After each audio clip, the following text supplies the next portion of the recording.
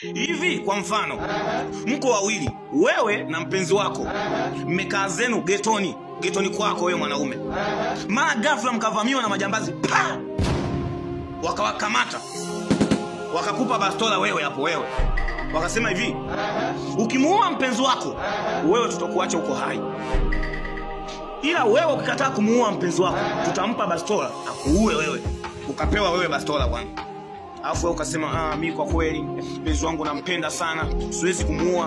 Kwanza siwezi ishi bila yeye. Labda mumpe tu yeye bastola. Wewe ukakataa kumuua. Akapewa bastola mpenzi wako. Mama ghafla akakuangalia. Akakazia sura. Akaweka target ya kichwa.